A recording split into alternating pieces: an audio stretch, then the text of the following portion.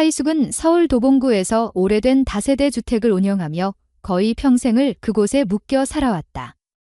어느 순간부터 그 주택은 생계를 유지하기 위한 공간이 아니라 도망칠 수 없는 일상과 지친 마음의 상징이 되어 있었다. 남편 성하이엘이 은퇴 후 집에 머무는 시간이 늘어나면서 상황은 더 답답해졌다. 그는 서울시 도시관리국에서 퇴직했지만 예전 직책에 대한 집착과 고집을 버리지 못했고 모든 일을 자신의 방식대로 통제하려 했다. 결혼 초반에는 이해하려 했지만 세월이 지나자 하이숙의 인내심은 점점 닳아갔다. 대화를 시도해도 돌아오는 것은 일방적인 명령이나 비난뿐이었고 그 앞에서 그녀는 조금씩 무력해졌다. 집이라는 공간은 편안함 대신 긴장과 부담을 느끼게 했고 하루를 시작할 때마다 지쳐있는 자신을 발견하곤 했다. 그녀가 운영하는 주택은 세월이 묻어나는 만큼 손볼 곳도 많았지만 익숙한 주민들과 적당한 수입 덕분에 버티어왔다. 하지만 마음속 공허함은 일이 많다고 사라지지 않았다. 어느 날 월초마다 하는 일처럼 방을 돌며 관리비와 월세를 정리하는데 301호의 새 세입자 민재를 처음 마주하게 되었다. 서류상으로는 강원도 출신의 39세 남성, 기계정비 일을 하다가 부상으로 잠시 쉬는 중이라고만 적혀 있었다. 하이숙은 그의 이름을 확인하고 필요한 안내를 전하려 했지만 예상보다 진지하고 조용한 태도 때문에 말을 잠시 멈추게 되었다. 그는 자신이 잠시 일을 중단하게 된 사정을 담담히 설명했고 불편을 끼치지 않기 위해 최대한 조심하겠다는 의지를 드러냈다. 며칠 뒤 301호 앞에 두고 온 관리 안내서를 확인하려 올라갔다가 민재에게 다시 마주쳤다. 그는 방 안의 전기 콘센트가 제대로 작동하지 않는 것 같다며 혹시 점검을 부탁해도 되겠냐고 조심스레 물었다. 하이숙은 원래 이런 문제는 외부 업체를 불러 처리하지만 간단한 점검 정도는 직접 할 수 있다고 생각해 방 안으로 들어갔다. 오랜 주택관리 경험 덕분에 어디가 문제인지 대강 짐작할 수 있었지만 직접 확인하는 과정에서 예기치 않게 시간이 조금 길어졌다. 그 과정 동안 민재는 계속 미안해하며 불편을 주지 않으려 했고 그녀의 손을 거치게 된 작은 기기들 하나하나를 진지하게 바라보는 모습이 인상적이었다. 이 문제의 원인을 파악하고 어떻게 조치해야 할지 설명하려는 순간 민재는 거듭 감사의 뜻을 전했다. 말투는 조용했지만 진심이 느껴졌고 하이숙은 오랫동안 듣지 못했던 종류의 마음을 느꼈다. 남편 성하이엘에게서는 일상의 작은 수고에 대한 고마움이나 배려를 받은 기억이 오래전부터 희미해져 있었기 때문이다. 그녀는 잠시 머뭇거리며 자신의 감정을 다독였지만 마음 한편에서는 묘한 울림이 퍼져나가고 있었다. 주택관리라는 반복적이고 무미건조한 일상 속에서 이런 순간을 다시 느끼게 될 것이라 생각하지 못했던 만큼 그 느낌은 예상보다 더 강하게 다가왔다. 이후에도 그녀는 나름대로 바쁜 일상을 이어갔지만 머릿속에는 301호 세입자에 대한 기억이 자꾸 남았다. 특별한 사건이 있었던 것은 아니지만 오랜 피로 속에서 잊고 지낸 어떤 인간적인 온기를 상기시켜 주었기 때문이었다. 남편과의 관계가 삐걱대고 마음이 닫혀있던 지난 세월 동안 그녀는 낯선 사람에게 마음이 움직이는 일이 있을 거라고 상상조차 하지 못했다. 하지만 그날 민재가 보여준 태도는 단순한 고마움 이상의 것이었고 그 순간 느낀 감정은 스스로도 설명하기 어려웠다. 그녀는 그 감정에 이름을 붙이려고 하지 않았고 단지 오랜 시간 동안 사라졌다고 믿었던 어떤 감각이 되살아난 것만 같았다. 다음 날부터 하이숙은 예전처럼 주택을 둘러보고 사소한 일들을 정리하며 하루를 보냈다. 하지만 문득 고개를 들 때마다 301호의 현관 앞을 향한 시선이 습관처럼 따라갔다. 자신도 모르게 마음이 그 방향으로 움직인다는 사실을 알아차렸을 때 그녀는 순간 당황스러웠다. 그러나 그 감정을 부정하거나 억누르려는 생각은 들지 않았다. 인생 후반부에 접어든 지금 누군가에게 관심을 갖는다는 것 자체가 비난받아야 할 일도 부끄러워해야 할 일도 아니라고 그녀는 조용히 되뇌었다. 단지 오래전 잃어버린 감정이 돌아온 것뿐이라고 스스로 설명하며 마음을 정리했다. 며칠 후 세입자들의 요금을 정리하는 과정에서 다시 301호에 들르게 되었고 민재는 이상하리만큼 정확하게 시간을 맞춰 문을 열었다. 그는 잠시 일을 쉬고 있는 상황이 무겁게 느껴진다고 말하며 혹시 폐를 끼치고 있는 건 아닌지 계속 신경이 쓰인다고 덧붙였다. 하이숙은 그 말에서 지나친 자기검열과 조심스러움이 느껴졌고 무엇이 그를 이렇게 움츠러들게 만들었는지 궁금해졌다.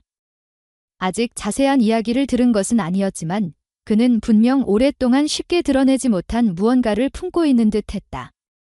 그러나 그녀는 그 마음을 억지로 묻지 않았고 단지 자신이 할 수 있는 범위에서 돕겠다는 의지를 조용히 드러냈다. 이 첫 만남과 짧은 시간 동안의 대화들은 하이숙에게 오랫동안 느끼지 못했던 감정과 생각을 불러일으켰다. 사랑이라 정의하기엔 너무 무겁고 단순한 친절이라 하기엔 너무 따뜻했다. 오랜 결혼 생활의 무게 속에서 굳어져 있던 마음의 표면에 작은 균열이 생긴 것 같은 느낌이 들었다. 남편 성하이엘에게서 더 이상 기대할 수 없었던 진심 어린 반응을 뜻밖에도 301호 세입자에게서 다시 느끼게 된 것이다. 그 사실은 그녀에게 혼란을 주기보다는 오히려 조용한 위로처럼 다가왔다. 하이숙은 여전히 남편과의 관계를 어떻게 해야 할지 답을 찾지 못한 상태였지만 적어도 한 가지는 분명해졌다. 그녀는 스스로가 여전히 누군가에게 마음을 열 수 있는 사람이라는 사실을 깨달았다. 그리고 그 시작은 아마도 아주 작은 순간, 고장난 콘센트를 점검하던 평범한 오후에 조용히 다가온 변화의 기운이었다. 하이숙은 그 사실에 놀라면서도 그 변화가 앞으로 어느 방향으로 이어질지는 아직 알 수 없었다. 하지만 최소한 오랫동안 잊혀졌던 감정의 흔적이 다시 생겨났다는 점만큼은 부정할 수 없었다. 하이숙은 며칠 동안 평소처럼 주택을 관리하며 분주히 움직였지만 어느 순간부터 자신도 모르게 301호를 신경 쓰고 있는 것을 느꼈다. 그러던 중 주민 사이에서 사소한 말다툼이 일어났다는 소리가 들렸고 상황을 정리하려고 복도로 나가니 예상 밖의 모습이 눈에 들어왔다. 민재가 두 주민 사이에 서서 서로의 불만을 차분하게 듣고 있었던 것이다. 감정이 격해질 만한 순간에도 그는 목소리를 높이거나 상대를 몰아붙이는 행동 없이 어떤 부분이 오해였는지, 어떤 부분은 서로 조정할 수 있는지 논리적으로 짚어가며 상황을 정리했다. 결국 주민들은 생각보다 빠르게 수긍했고 말다툼은 길어지지 않았다. 하이숙은 그 모습을 보며 의외라는 생각을 떨칠 수 없었다. 며칠 전만 해도 자신에게 조심스러움을 내비치던 사람인데 정작 공동체 문제 앞에서는 누구보다 성숙하게 책임감을 보여주었다. 그녀는 다시 한번 그가 가진 면모를 생각하게 되었고 그동안 자신이 지나쳐왔던 것들을 떠올리며 마음속에서 작은 변화가 생기는 것을 느꼈다. 그날 이후로 그녀는 자연스럽게 301호 주변을 관리할 때 조금 더 신경을 쓰게 되었고 장기적으로 필요한 수리나 점검이 있는지도 살피게 되었다. 특별한 도움을 주려는 의도는 아니었지만 자신도 모르게 생활 속 작은 부분에서 그를 챙기고 있었다. 며칠 지나지 않아 주택 배수 확인을 위해 각 방을 돌던 날, 민재는 미리 준비해둔 듯 조용히 문을 열고 인사를 건넸다. 그는 여전히 조심스러웠지만 이전보다 표정이 한결 부드러워져 있었다. 문제가 생겼을 때 바로 연락하라는 말을 남기고 돌아서려던 하이숙은 문득 방 한쪽에 놓여있던 미완성 수첩을 보게 되었다. 무엇인지 묻지 않았지만 거기엔 아마도 일을 쉬는 동안 메모해둔 여러 정비 과정이나 참고 사항들이 적혀 있을 것 같았다.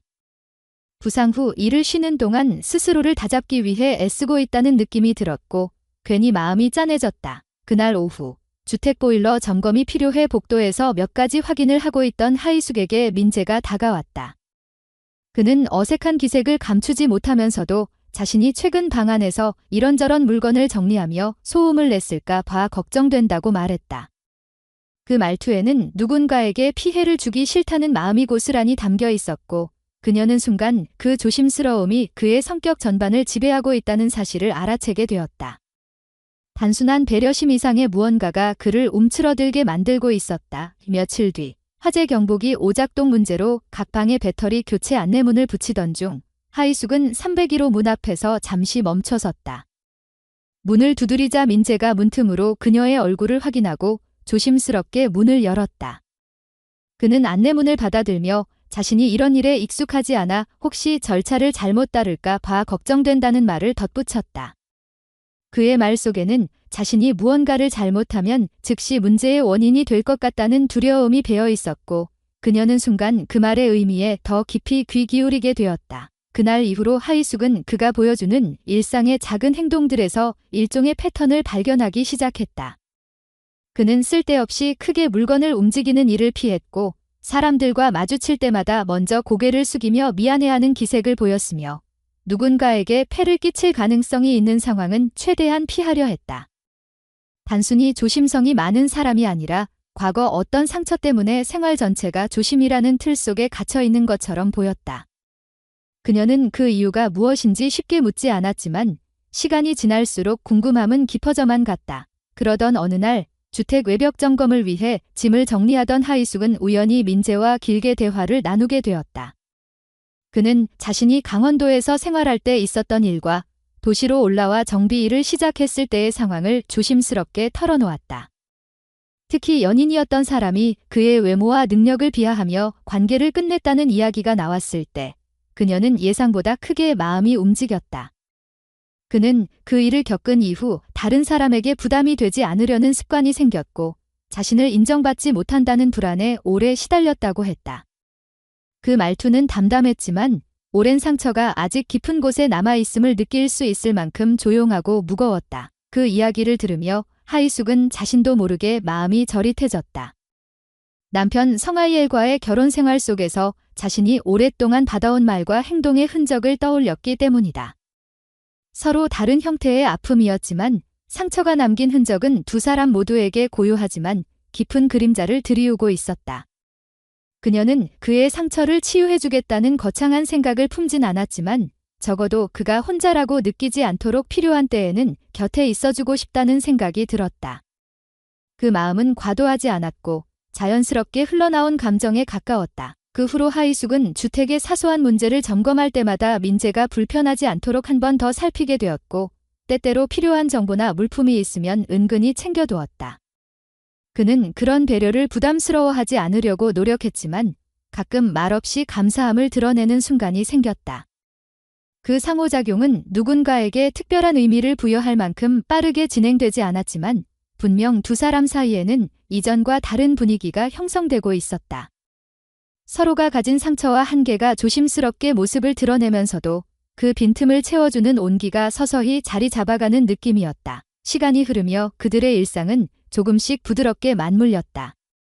하이숙은 자신의 삶에서 힘든 부분이 무엇인지 스스로 인정할 수 있게 되었고 민재는 누군가가 자신을 있는 그대로 바라보고 있다는 사실에 점차 마음을 열고 있었다.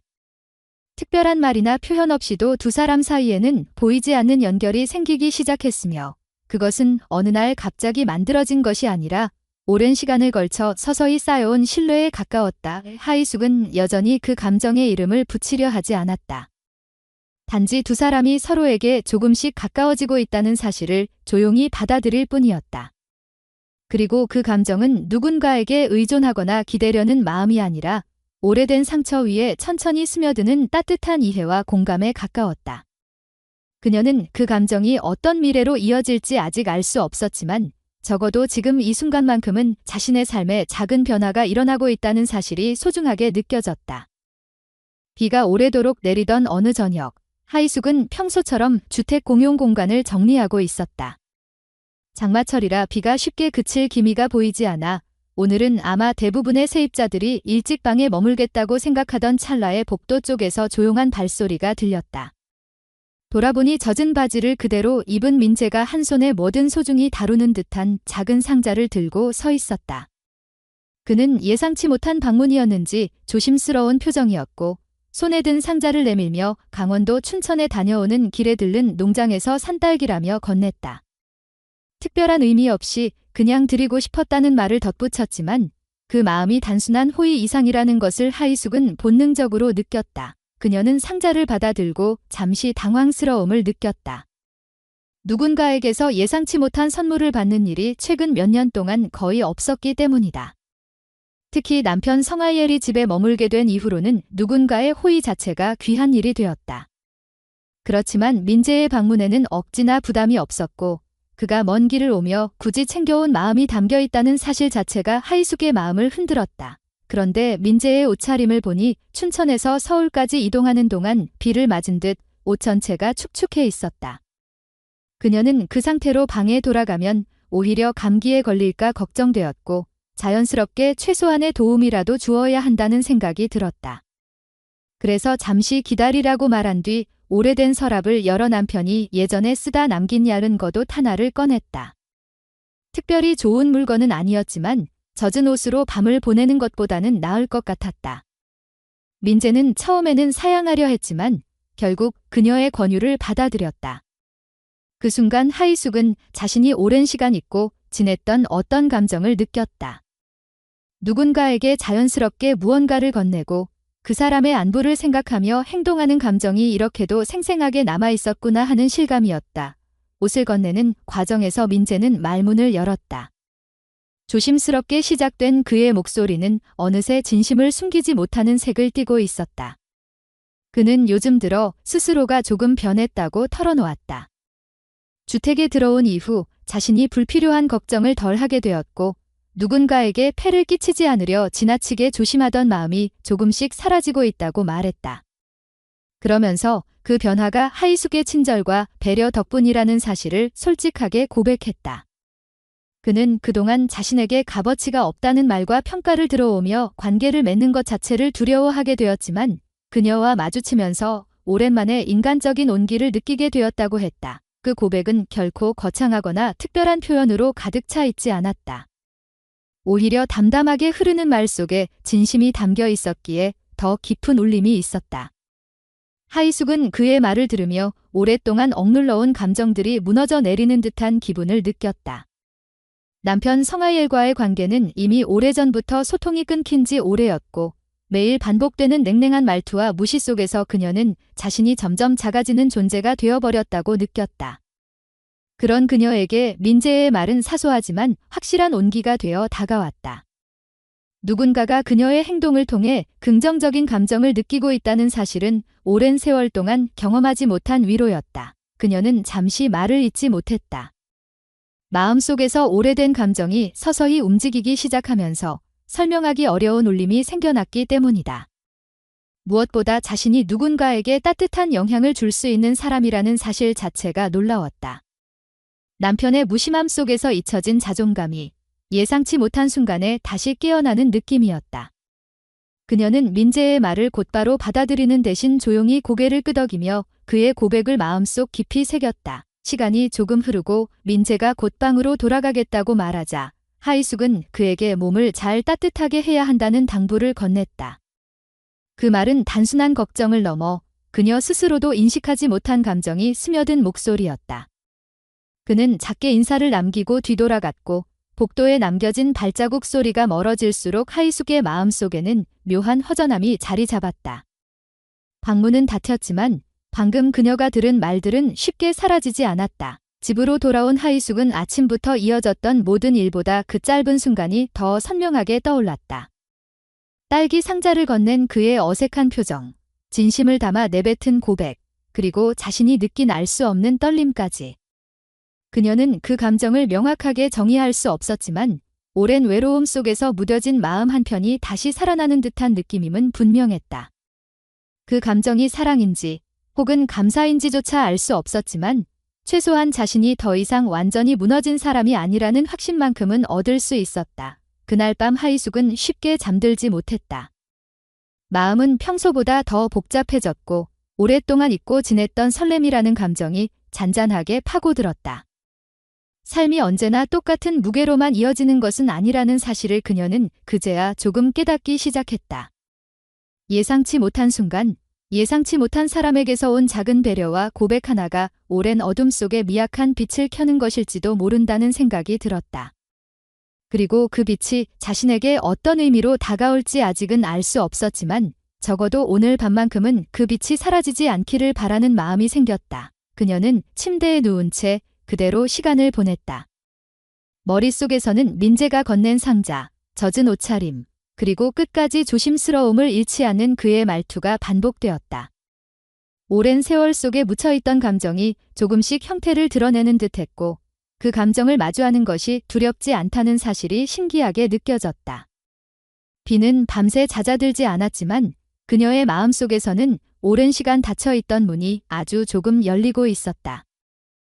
성하이엘이 예정보다 일찍 집으로 돌아온 날은 하이숙에게 전혀 예상하지 못한 순간이었다. 그는 솔시티홀에서 진행되던 회의를 마친 뒤 기분이 좋지 않은 상태로 귀가하고 있었고 늘 그렇듯 자신의 불만을 집 안으로 그대로 들고 들어올 분위기였다. 하이숙은 그 시간에 복도에서 민재의 생활용품 정리를 도와주고 있었다.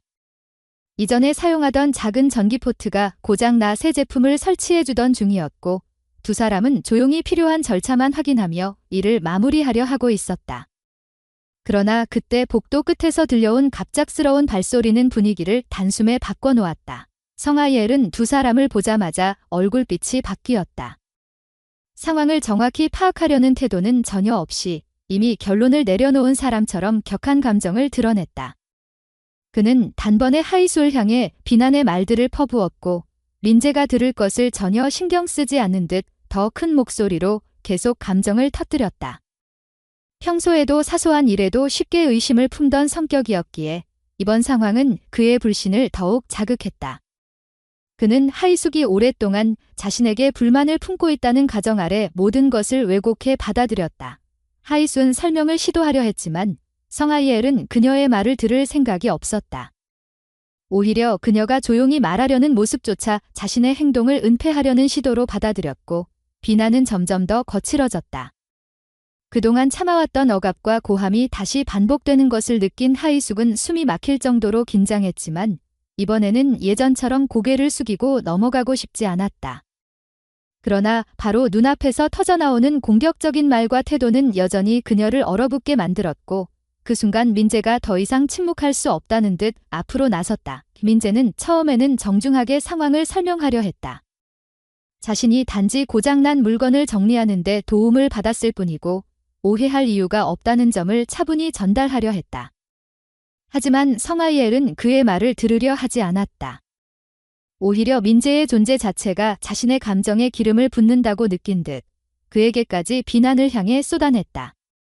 그는 세입자들에게도 면박을 주는 일이 잦았지만 민재를 향해 쏟아낸 말들은 평소보다도 훨씬 직설적이었다. 비난이 커질수록 하이숙의 얼굴에는 불안이 짙어졌고 민재는 그녀가 흔들리는 것을 보고 더는 물러서면 안 되겠다고 느꼈다.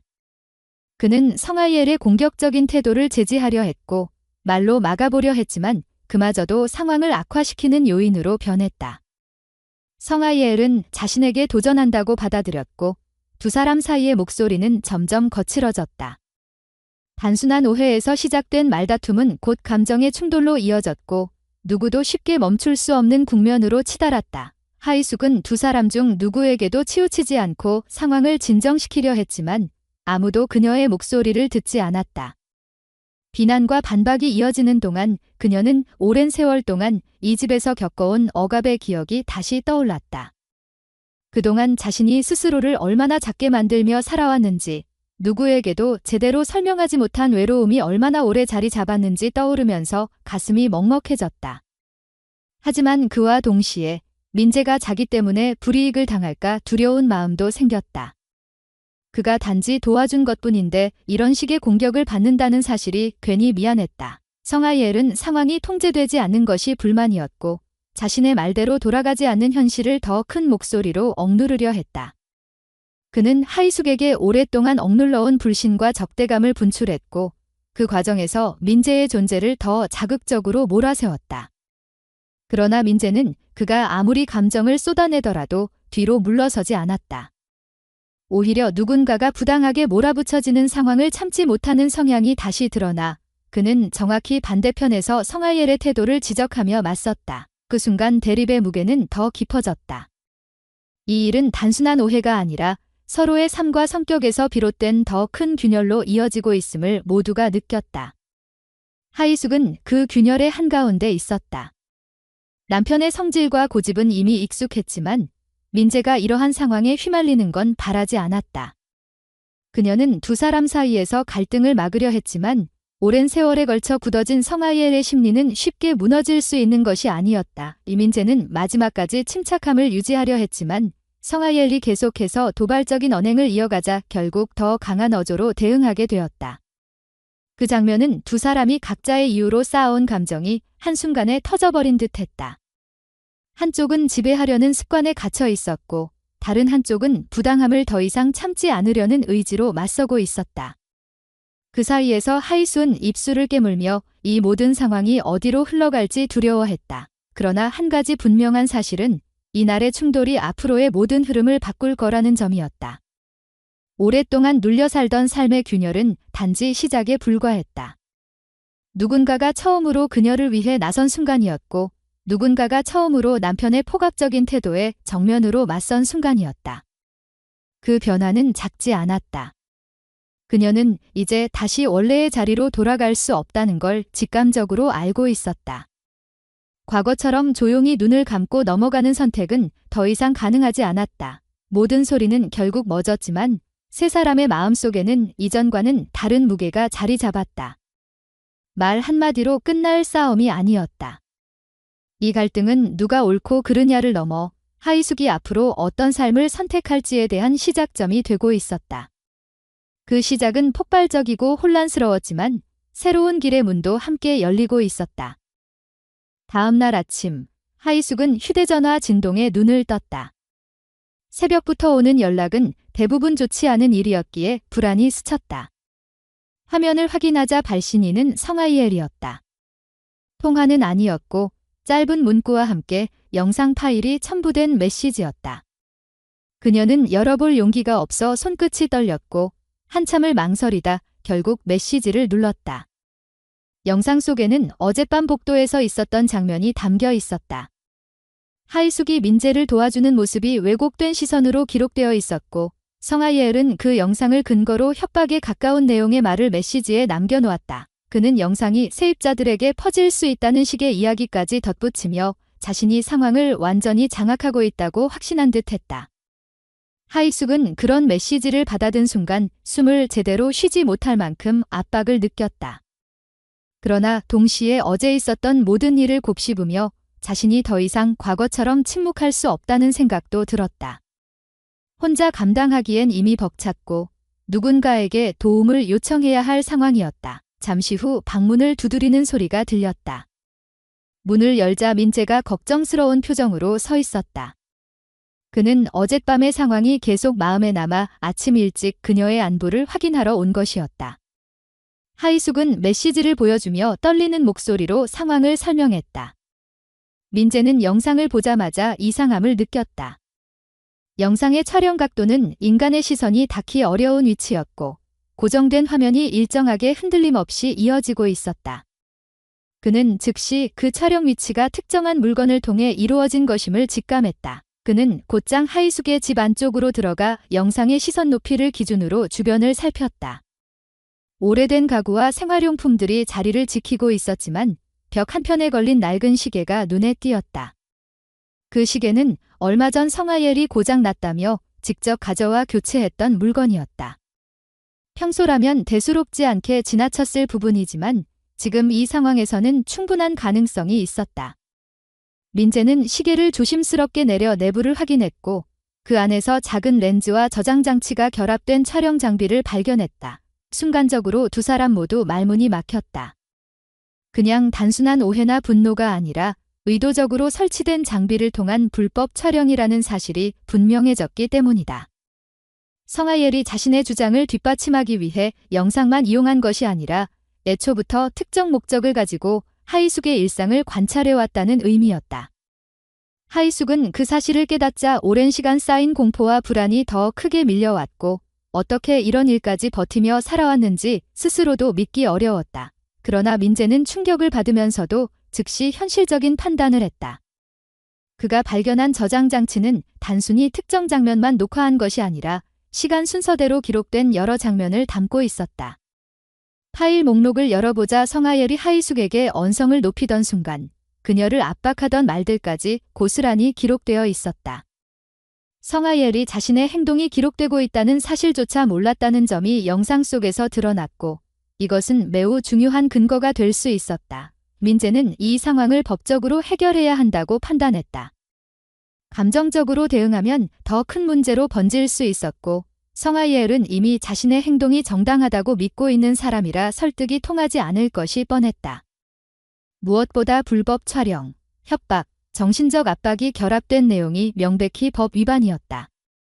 하이숙이 이 상황에서 혼자 남겨진다면 더 큰 피해를 입을 가능성도 충분히 있었다.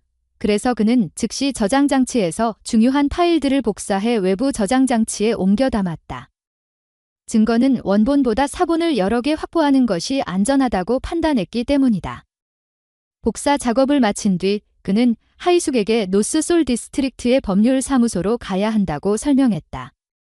지역을 담당하는 변호사를 찾는 것이 중요했고 그곳에서는 가정 문제와 형사적 요소가 복합된 사건도 종합적으로 검토할 수 있었다. 하이숙은 처음에는 망설였다. 남편과의 문제를 가족 내부에서 해결해야 한다는 생각이 아직 남아있었고 오랜 세월 익숙해진 두려움이 몸을 붙잡았다. 그러나 민재는 그녀가 더 이상 이런 방식으로 삶을 끌려다녀서는 안 된다고 조용하게 말했다. 특히 이번 영상은 단지 한 사람의 감정적 폭발이 아니라 명백한 범죄 행위임을 분명히 했다. 그녀를 보호할 수 있는 방법은 한 가지뿐이었다. 하이숙은 결국 고개를 끄덕였다. 두 사람은 함께 노스솔 디스트릭트 변호사 사무소로 향했다. 사무실 문을 열기 전까지도 하이숙의 마음은 계속 흔들렸다. 하지만 민재는 한 걸음 뒤에서 조용히 그녀를 지지하며 기다렸다.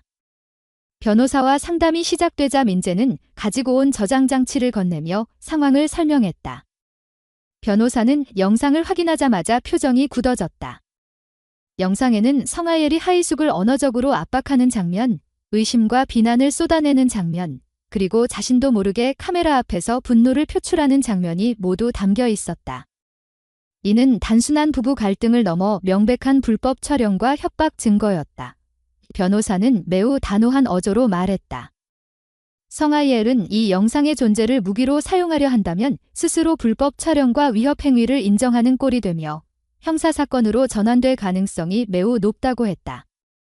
또한 영상의 촬영 경위와 내용은 하이숙의 법적 권리를 보호하는 데 큰 도움이 될 것이며 오히려 성하엘의 지위와 평판을 훨씬 더 심각하게 위협할 수 있는 수준이라고 설명했다. 그 말을 들은 하이숙은 그동안 자신이 얼마나 위험한 상황에 있었는지 뒤늦게 깨달았고 그 사실에 몸이 굳었다. 하지만 동시에 자신이 처음으로 법의 보호 아래 설 수 있다는 사실이 작은 희망처럼 느껴졌다. 민재 역시 변호사의 말을 들으며 조금 안도의 숨을 내쉬었다. 이제 더 이상 개인적인 감정 문제로 치부될 상황이 아니었고 명확한 법적 절차가 필요하다는 것이 확인된 순간이었다.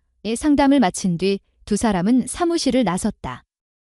아직 해결해야 할 일이 많았지만 적어도 상황이 완전히 뒤집혔다는 사실만큼은 분명했다. 성하엘이 자신감을 갖고 보내온 영상이 오히려 그를 올가맬 결정적 증거가 되었다. 진실은 결국 숨겨지지 않았고 그 진실이 드러난 순간부터 모든 균형은 새로운 방향으로 움직이기 시작했다. 하이숙은 변호사 사무실을 나온 뒤에도 마음이 쉽게 가라앉지 않았다. 하지만 이번에는 두려움보다도 다르게 올라오는 감정이 있었다. 오랫동안 자신을 짓눌러오던 존재가 더 이상 절대적인 힘을 가지지 않는다는 사실을 처음으로 확인했기 때문이었다. 상담 내내 변호사는 명확한 근거를 바탕으로 성하엘의 행동을 법적으로 설명했고 그 설명은 그녀가 오랫동안 느꼈던 공포를 조금씩 무너뜨리고 있었다. 불법 촬영, 협박, 정신적 피해. 어느 하나도 가볍게 넘어갈 수 없는 사안이었다. 이 사건을 성하엘이 원하는 방향으로 이용하려 한다면 오히려 그가 형사조사 대상이 되는 것은 피할 수 없었다. 이제 문제는 그녀가 어떤 결정을 내릴지였다. 변호사는 조심스럽지만 단호한 어조로 지금이 그동안 참아왔던 결혼 생활을 정리할 가장 적절한 시점이라고 말했다. 증거는 명확했고 법은 그녀의 편에 있었다. 더는 혼자 끌어안으며 살아갈 필요가 없다는 사실이 천천히 마음속에 자리를 잡기 시작했다. 그녀는 오랫동안 남편의 분노와 가스라이팅을 견뎌왔고 그 과정에서 스스로의 감정을 계속 눌러왔다.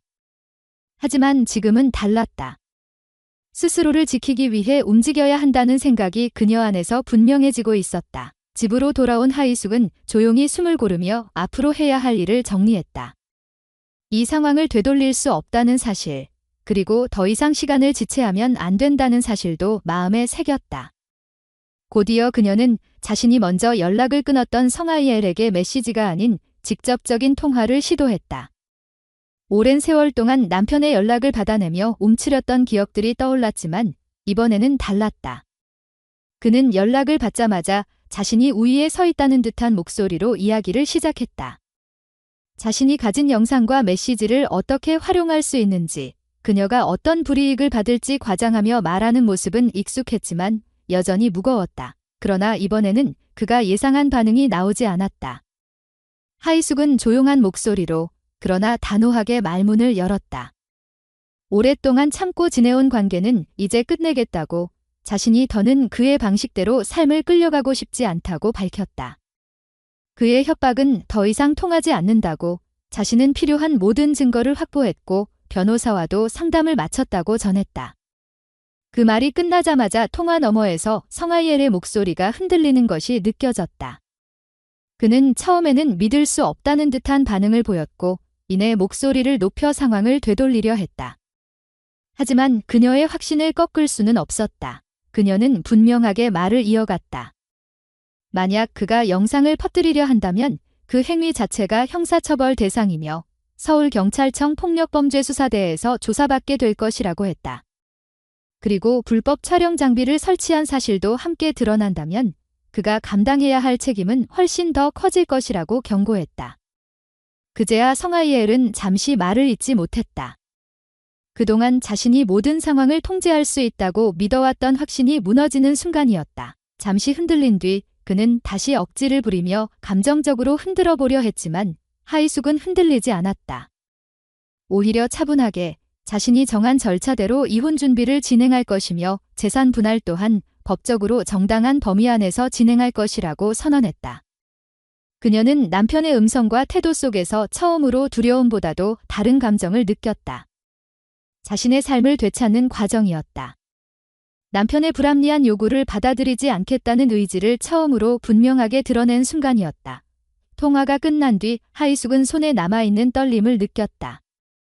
하지만 그 떨림은 공포가 아니라 결심에서 온 것이었다. 혼자서 감당해 오느라 잃어버린 자신감을 되찾는 과정이었다. 오랜 세월 동안 남편에게서 받은 억눌림과 상처가 다시 떠올랐지만 이제는 그 기억들 위에 새로운 결정을 덧칠해 나갈 시간이 필요했다. 그녀는 바로 변호사에게 다시 연락해 정식으로 이혼 절차를 진행하겠다고 의사를 밝혔다. 변호사는 빠르게 서류 준비를 시작하겠다고 했고 필요할 경우 법적 보호 조치를 신청할 수도 있다고 덧붙였다. 며칠 뒤 변호사 사무실에서는 모든 서류가 정리되었고 재산 분할, 위자료 청구, 그리고 보호 명령 신청 가능성까지 포함한 절차가 진행되기 시작했다. 성아이엘은 처음에는 강하게 반발했지만 자신에게 불리한 증거가 명확해지자 점점 태도가 흔들렸다. 불법 촬영의 증거는 변명할 여지를 남기지 않았고 협박 메시지 역시 그의 의도가 무엇이었는지 그대로 드러냈다. 이 모든 것이 누적되면서 그는 자신이 더는 상황을 통제할 수 없다는 사실을 깨닫고 있었다. 하이숙은 이 모든 상황을 감정적으로 흘려보내지 않았다. 그녀의 표정은 무너질 듯한 순간에도 흔들리지 않으려 애썼고 모든 결정을 법적으로 정당한 절차에 맞게 진행했다. 그녀가 바란 것은 단순한 복수가 아니었다. 새 삶을 꾸릴 수 있는 최소한의 안전과 존엄을 되찾는 일뿐이었다. 이제 그 첫걸음을 내디딘 것이었다. 집으로 돌아온 뒤 그녀는 조용한 방 안에서 오랫동안 묵혀왔던 숨을 내쉬었다. 결정을 내리기까지 수많은 갈등과 두려움이 있었지만 그 모든 것보다 더 중요한 것은 이제 자신이 스스로의 삶을 선택하는 위치에 서 있다는 사실이었다. 수십 년 동안 한 사람의 그늘 아래서 잊혀졌던 자존감이 조금씩 되살아나는 느낌이었다. 법이 그녀를 보호하고 있고 주변에 도움을 줄 수 있는 사람이 있다는 사실도 큰 위안이 되었다. 민재는 하루가 멀다 하고 그녀의 안부를 확인했고 그녀가 흔들릴 때마다 조용히 곁을 지켜주었다. 그는 무리한 조언을 하거나 감정적으로 끌어내리지 않았으며 대신 그녀가 스스로 결심하고 움직일 수 있도록 응원했다. 그 존재는 하이숙에게 큰 힘이 되었고 자신의 상황을 다시 바라보는 용기도 생겼다. 오랜 세월 동안 혼자라고 생각해온 자신이 사실은 그렇게까지 고립되어 있지 않았다는 사실을 깨닫는 과정이기도 했다. 하이숙은 이제 되돌릴 수 없는 길에 들어섰다. 하지만 그 길이 두렵지만은 않았다. 오히려 늦게나마 자신이 선택한 길을 걸어갈 수 있다는 사실이 그녀에게 새로운 의미가 되었다. 결혼 생활의 무게와 억압 속에서 잃어버린 자신을 되찾는 과정이 비로소 시작되고 있었다. 이혼 절차가 마무리 단계에 접어들 무렵 하이숙은 오랜 시간이 지나서야 마음이 조금 안정되는 것을 느끼고 있었다. 변호사와의 상담도 순조롭게 진행되고 있었고 법적 절차 역시 예상보다 안정적으로 흘러가고 있었다.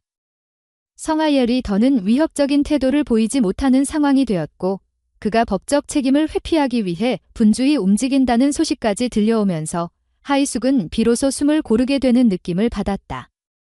그녀는 자신의 삶이 이제 조금씩 제 방향을 찾아가고 있다는 확신을 가지기 시작했다. 그러나 그 평온함은 오래가지 않았다.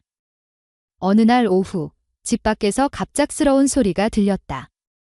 낯선 목소리가 반복적으로 이름을 부르고 있었다. 처음에는 배달 문제나 세입자 간의 갈등일 거라 생각했지만 소리가 점점 거칠어지자 하이숙은 즉시 이상함을 느꼈다. 문을 열고 나가보니 한 여성이 건물 앞에서 민재의 이름을 부르며 소란을 일으키고 있었다. 나이는 30 중반으로 보였고 감정이 극도로 불안정한 상태였다. 몇몇 세입자들은 멀찍이 떨어져 상황을 지켜보고 있었고 누구도 다가가 해결하려 하지 않았다. 그 여자는 자신이 민재의 연인이라고 주장하며 그가 자신을 버렸고 책임을 지지 않으려 한다고 외치고 있었다. 그녀의 목소리에는 억울함보다도 분노와 집착이 섞여 있었고 말투에는 하이숙이 한 번도 들어보지 못한 과장된 내용들이 가득했다. 심지어 주변 사람들에게 근거 없는 소문을 퍼뜨리며 민재를 나쁜 사람으로 몰아가려는 듯한 말까지 내뱉고 있었다. 상황이 커지기 전에 막아야 한다는 생각이 들었지만 감정적으로 불안정한 사람을 함부로 다루면 더 큰 문제가 될 수 있기에 신중한 판단이 필요했다. 이때 민재가 집에서 나와 상황을 확인했다. 그는 그녀를 보자마자 표정이 굳었다. 예전에 사귀던 연인이었지만 관계가 끝난 지 오래였고 그 과정에서 그녀가 지나치게 감정적이고 불안정해지면서 더 이상 관계를 이어갈 수 없다고 판단해 완전히 정리했던 사람이었다. 그러나 그 이후에도 몇 차례 연락을 시도해왔고 민재는 정중하게 거절해왔지만 그녀는 받아들이지 못한 듯했다. 이번 방문이 단순한 감정 표현이 아니라 무언가를 되찾겠다는 강한 집착에서 비롯되었다는 사실이 분명해졌다. 하이숙은 처음에는 이 상황에서 물러나려 했지만 그녀의 말과 행동이 점점 도를 넘어서자 개입하지 않을 수 없었다. 특히 그녀가 하이숙을 향해 관계에 끼어들었다. 는 식의 터무니없는 말을 퍼뜨리기 시작했을 때 이는 단순한 과거 연인 간의 갈등을 넘어 명백한 명예훼손과 허위사실 유포였다. 하이숙은 순간적으로 심장이 뛰었지만 더 이상 과거처럼 물러서고 침묵하는 선택을 해서는 안 된다는 것을 알고 있었다. 그녀는 바로 휴대전화를 꺼내 창동 경찰서에 신고했다. 예전 같았다면 이런 상황을 스스로 감당하려 했을 테지만 지금은 법적 절차를 통해 문제를 바로잡을 수 있다는 확신이 있었다. 신고 사실을 들은 민재의 전 연인은 순간적으로 당황한 듯했지만 감정적으로 격앙된 상태를 쉽게 가라앉히지 못하고 계속 말을 이어갔다. 그러나 주변에서 경찰 출동 얘기가 들리자 그녀의 태도는 점점 흔들리기 시작했다. 자신이 한 행동이 단순한 감정 표출이 아니라 범죄 행위로 이어질 수 있다는 사실을 뒤늦게 깨달은 듯했다. 경찰이 도착하자 상황은 빠르게 정리되었다. 경찰은 주변 사람들의 증언을 바탕으로 소란 행위와 허위사실 유포에 대한 진술을 받았고 그녀는 경찰의 질문에 제대로 답하지 못한 채 결국 현장에서 철수하게 되었다. 마지막까지 민재에게 무언가를 말하려 했지만 경찰이 제지하며 더 이상 상황이 이어지지 않도록 조치했다. 그 모습을 지켜보는 동안 하이숙은 복잡한 감정에 휩싸였지만 한 가지 확실한 사실은 분명하게 다가왔다. 더 이상 과거처럼 누군가의 감정이나 상황에 휘둘리지 않는 자신이 있다는 것. 그 변화는 너무나 또렷하게 느껴졌다. 경찰이 돌아간 뒤 민재는 깊은 한숨을 내쉬며 상황을 정리하려 했다. 그는 오래전 관계가 끝날 때 느꼈던 부담감과 미안함을 떠올렸지만 그것이 지금의 상황을 정당화할 이유가 될 수 없다는 것도 명확히 알고 있었다. 그는 하이숙에게 사과하려 했지만 그녀는 오히려 조용히 그를 바라보며 고개를 저었다. 그녀는 그의 잘못이 아니라는 사실을 알고 있었고 오히려 자신이 나서서 문제를 해결할 수 있었다는 점에 스스로 놀라고 있었다. 이는 단순한 용기 이상의 의미였다. 그녀가 더는 억압 속에서 흔들리는 사람이 아니라는 증거였다. 민재는 그런 하이숙의 태도를 보면서 마음 깊은 곳에서 울림을 느꼈다. 그동안 누군가에게 이해받은 적이 거의 없었던 자신에게 그녀의 행동은 단순한 보호를 넘어 감정적인 지지였다. 그는 자신의 과거가 누군가에게 부담이 될까 늘 두려워했지만 하이숙은 그 두려움을 대신 짊어지듯 행동했고 그 과정에서 한 번도 그를 비난하지 않았다. 그 모습은 민재에게 큰 감동을 주었고 자신이 평생 지키고 싶다고 느낀 이유가 더 분명해졌다. 그날 저녁 두 사람은 잠시 조용히 마주 앉아 있었다. 말이 없어도 서로의 감정이 전해지는 순간이었다. 하이숙은 처음으로 자신이 누군가에게 든든한 존재가 될 수 있다는 사실을 실감했고 민재는 오랫동안 버티며 살아온 자신의 삶이 누군가에게 이해받을 수 있다는 사실에 위안을 얻었다. 그날 일어난 소동은 분명 힘든 사건이었지만 두 사람의 관계는 오히려 더 깊어지고 단단해졌다. 서로를 향한 신뢰와 감정이 더 이상 숨겨진 것이 아니라 분명한 형태로 자리 잡기 시작한 것이었다. 이혼 확정 결정문이 솔가정법원에서 도착한 날, 하이숙은 그 서류를 손에 들고 한참 동안 움직이지 못했다. 지난 몇 달 동안 복잡한 절차를 견디며 마음을 다잡아왔지만 막상 공식적으로 결혼 생활이 끝났다는 문장을 마주하는 순간 묘한 감정이 밀려왔다. 슬픔이라기보다는 오래된 굴레가 풀린 자리에서 느껴지는 묵직한 해방감에 가까웠다. 그동안 그녀의 삶을 지배했던 억압과 두려움이 서서히 사라져가는 것을 느끼며 이제는 진정으로 다시 시작할 수 있다는 실감이 들었다. 그 무렵 성아이엘은 집을 완전히 비우고 떠났다. 출근하지 않아도 됨에도 늘 바쁘다며 집안에서 스트레스를 쏟아내던 그는 정작 이혼 절차가 본격화되자 자신의 잘못을 인정하기보다 조용히 물러나는 길을 택했다. 그는 끝까지 불만을 완전히 내려놓지 못했지만 결정적인 증거와 법적 절차 앞에서 더는 다투지 못했다. 그의 물건이 모두 사라진 빈 방을 바라보며 하이숙은 오랫동안 자신을 짓누르던 그림자가 마침내 거친 것을 실감했다. 한편 민재 역시 자신의 삶을 다시 세우기 시작했다. 자이용기산업수리센터에서의 복귀 절차가 마무리되면서 그는 본래의 일상으로 서서히 돌아갈 수 있었다. 오랫동안 중단되었던 경력을 이어갈 수 있게 되자 마음 한편에서 책임감과 새로운 결심이 동시에 자리 잡았다. 그는 과거 연인과의 문제로 인해 생긴 상처를 스스로 정리하려 노력했고 오랫동안 믿어준 사람들에게 보답하고 싶다는 마음이 더욱 강해졌다. 이를 위해 그는 복귀 직후부터 성실히 일하며 미래를 대비했다. 하이숙은 이러한 민재의 변화를 곁에서 지켜보며 많은 생각을 하게 되었다. 젊은 시절부터 가족을 위해 살아왔지만 정작 그 삶은 언제나 불균형과 억압 속에 놓여 있었다. 그녀는 오랫동안 자신을 희생하고 참고 버티는 것이 가족을 지키는 길이라 믿었지만 결국 그 믿음은 자신을 잃어가는 과정이기도 했다.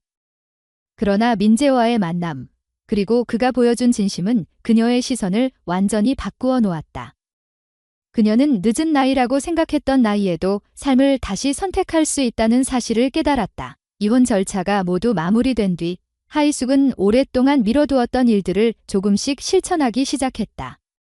서류 정리로 어지러웠던 집을 차근차근 정리하고 필요 없는 물건들을 버리며 새로운 공간을 만들어갔다.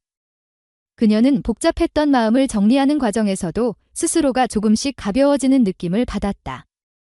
자신의 삶이 이제는 누구의 눈치도 보지 않고 선택할 수 있는 길이라는 사실이 주는 안정감이 크게 자리 잡았다. 과거의 기억이 완전히 사라지지는 않았지만 이제는 두려움보다도 앞을 향해 걸어가겠다는 의지가 더 강하게 자리 잡았다. 민재도 그런 그녀의 변화를 느끼며 진심으로 응원했다. 그는 복귀한 직장에서 바쁘게 지내면서도 틈나는 시간마다 연락을 주고받았고 주말마다 얼굴을 마주하며 서로의 일상을 이야기했다. 그는 자신의 실수를 감추지 않으려 했고 불안정했던 과거의 경험을 솔직하게 공유하며 다시는 그런 방식으로 누군가에게 상처를 주고 싶지 않다고 다짐했다. 하이숙은 그의 태도에서 진심 어린 책임감과 따뜻함을 느끼며 마음이 더욱 안정되어 갔다. 어느 날 민재는 조용히 말을 꺼냈다.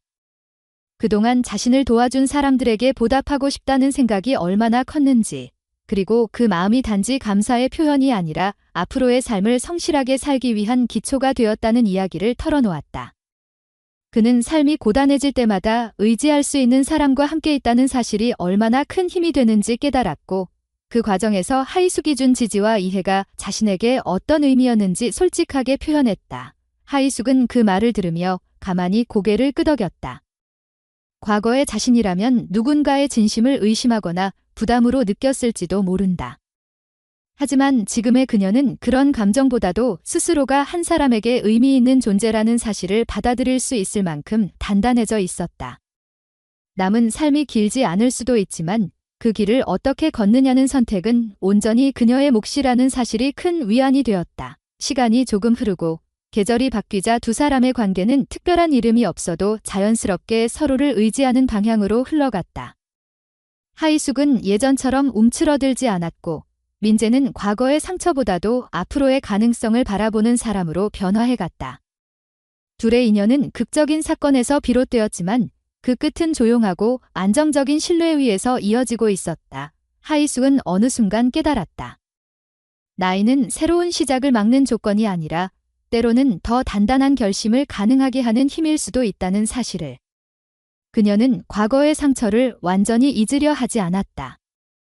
그 기억들은 자신이 지나온 시간을 구성하는 일부였고 그 시간을 통해 지금의 자신이 존재한다는 사실을 인정하는 것이 더 중요했다.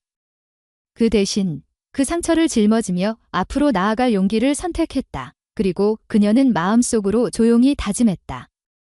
남은 날들을 두려움이 아니라 존중과 진심으로 채우겠다고. 누군가에게 의존하거나 억눌린 감정 속에서 사라지는 삶이 아니라 스스로 선택하고 스스로 책임지는 삶을 살겠다고. 그 길을 걷는데 필요한 용기는 생각보다 멀지 않은 곳에 있었다. 그것은 바로 자신을 믿는 마음이었다. 우리가 지나온 시간이 얼마나 길든 단 한 번의 용기 있는 선택이 삶의 방향을 완전히 바꿔놓을 수 있다. 어둠 속에서 오랜 시간을 헤매었다 해도 다시 걸음을 내딛는 순간부터 새로운 빛은 언제든 시작될 수 있다. 오늘 이야기를 끝까지 들어주신 모든 분들께 진심으로 감사드립니다. 바쁘신 하루 속에서도 시간을 내어 함께 해주신 것만으로도 큰 힘이 되고 여러분의 관심이 이 채널을 이어가는 가장 큰 이유가 됩니다. 오늘 전해드린 이야기가 누군가에게는 작은 위로가 되고 누군가에게는 다시 한번 삶을 돌아보는 계기가 되었다면 그것만으로도 충분히 의미 있는 시간이었을 것입니다. 우리의 일상은 때로 뜻하지 않은 상처와 어려움으로 흔들리지만 결국 서로의 진심과 용기가 누군가의 삶을 바꿀 수 있다는 사실을 다시 한번 느끼게 해주는 이야기였습니다. 여러분도 자신의 자리에서 충분히 소중한 존재이며 누구나 새로운 시작을 선택할 수 있다는 메시지가 마음속에 남아있기를 바랍니다. 앞으로도 더 따뜻하고 깊이 있는 이야기로 찾아뵙겠습니다. 이 채널을 응원해 주시려면 좋아요를 눌러주시고 아래에 여러분의 느낌과 생각을 남겨주시면 큰 힘이 됩니다. 그리고 아직 함께하지 않으신 분들은 채널을 눌러주시면 다음 이야기들도 놓치지 않고 만나보실 수 있습니다. 여러분의 관심과 응원에 다시 한번 깊이 감사드립니다.